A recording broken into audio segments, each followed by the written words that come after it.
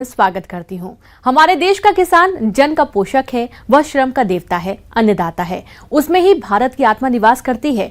ऐसे ही किसानों की प्रगति के लिए हम खेती बाड़ी से जुड़ी हुई बहुत सी नई लाभकारी जानकारियां हर रोज सुबह लेकर आते हैं।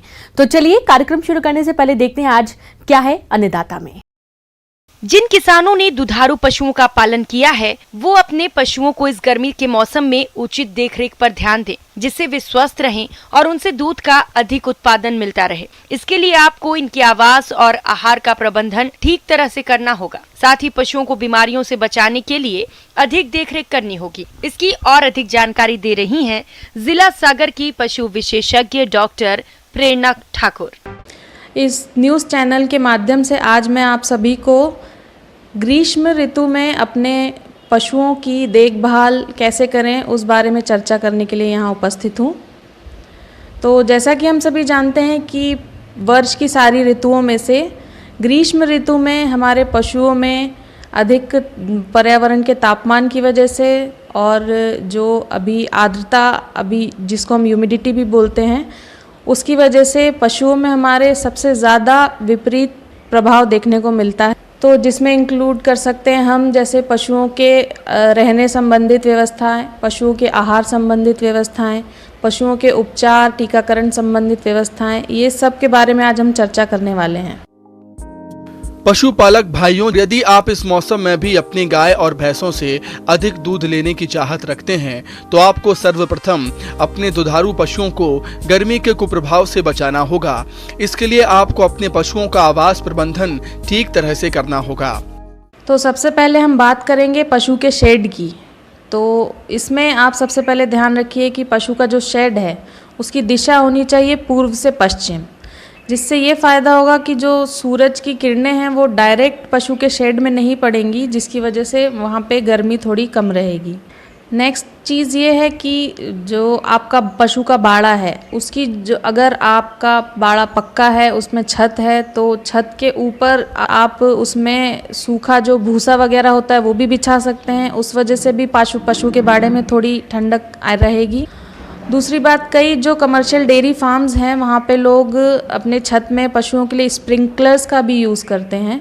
तो स्प्रिंकलर्स से क्या होता है, हल्के हल्के पानी की बौछार जो है वो पशु पे पड़ती रहती है, जिस वजह से उनकी शरीर का तापमान थोड़ा कम रहता है, उनको थोड़ा सा कंफर्ट महसूस होता है। फिर एक चीज़ है कि जो जैसे खिड़कियाँ, दरवाजे या फिर जो खुला पोर्शन है वहाँ पे आप ये जो गेहूँ के या टाट के जो बोरे होते हैं इनको आप पर्दे के रूप में उन खिड़कियों पे लगाएं और समय समय पर इनको थोड़ा गीला रख के इनको थोड़ा नम बनाए रखें, जिसकी वजह से जो हवा है वो शेड में थोड़ी ठंडी आए, जिसकी वजह से थोड़ा तापमान कम भी हो सकता है। अगर हो सके तो आप अपने बाड़े में या जो आपका भी जो शेड है वहाँ पे आप पंखा लगा सकते हैं, जिसकी वजह से पशु को थोड़ा कंफर्ट रहे। कई कमर्शियल डेयरी फार्म्स में कूलर्स भी लगे होते हैं। इनकी वजह से पशुओं में जो हीट स्ट्रेस है उसको थोड़ा कम किया जा सकता है।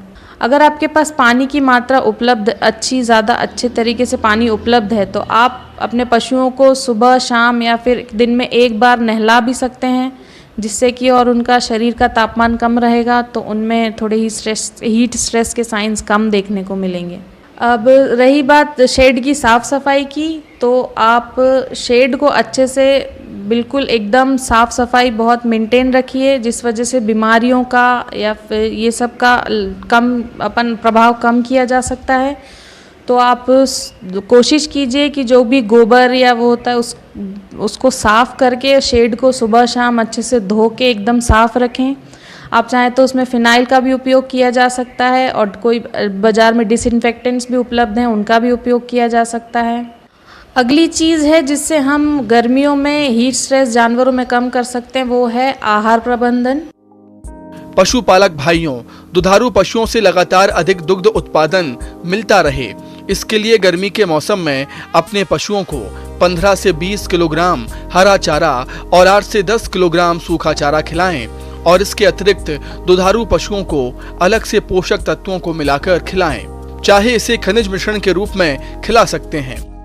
आहार प्रबंधन के लिए चूँकि हम सब जानते हैं कि गर्मियों में पशुओं की खाने की क्षमता थोड़ी कम हो जाती है, वो खाना थोड़ा कम खाते हैं, तो हमें कोशिश करनी चाहिए कि जो भी हम उनको आहार दे रहे हैं वो कम मात्रा में भी ज़्यादा ऊर्जा प्रदान करे पशु को, क्योंकि पशु को अपने शरीर के लिए और अपने उत्पादन की क्षमता बनाए रखने के लिए ऊर्जा तो उतनी ही चाहिए, लेकिन वो जब खाना कम खा रहे हैं तो हम कोशिश करेंगे कि जो भी उनको थोड़ी मात्रा में दे रहे हैं उनमें बहुत अच्छी क्वालिटी का फूड दें, जिससे उनको ऊर्जा ज़्यादा अच्छी मिले।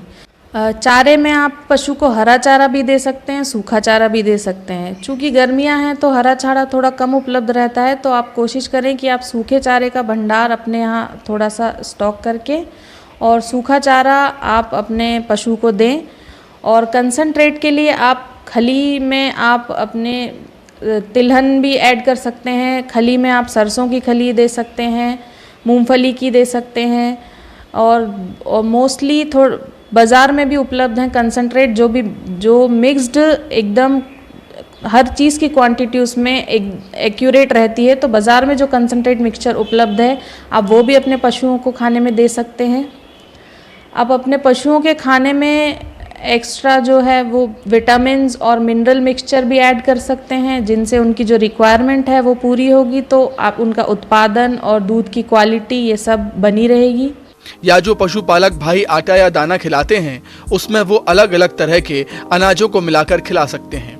पशु के जीवन निर्वाहन के लिए 1 किलोग्राम दाना मिश्रण प्रतिदिन अवश्य दें और दूध देने वाले पशु को 3 लीटर दूध पर 1.5 किलोग्राम दाना मिश्रण प्रतिदिन देना जरूरी होता है।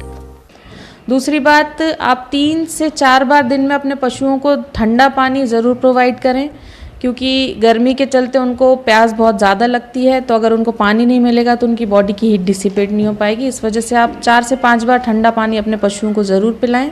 चूँकि अब हम जानते हैं कि गर्मी का मौसम जो है वो थोड़े समय का बचा है और बरसात आने वाली है, तो ये सबसे अच्छा समय है जो बारिश में होने वाली बीमारियां हैं, जैसे कि FMD या फिर जिसको हम खुरपका मुँह पका रोग बोलते हैं, या फिर HS जिसको हम गलघोटू बोलते हैं, या ब्लैक क्वार्टर, ये जो बीमारियां बारिश में बहुत ज़्यादा पशुओं में फैलती हैं, ये जो समय है ये उनके टीकाकरण के लिए बहुत अच्छा समय है। तो आप ज़रूर अपने पशुओं को इन बीमारियों के लिए टीकाकरण ज़रूर अवश्य करवा लें। जो भी आपके पास में पशु अस्पताल या औषधालय जो भी उपलब्ध है, आप वहाँ पे कांटेक्ट करिए। ये सीज़न जो है ये इन बीमारियों के टीकाकरण के लिए बहुत सही समय है।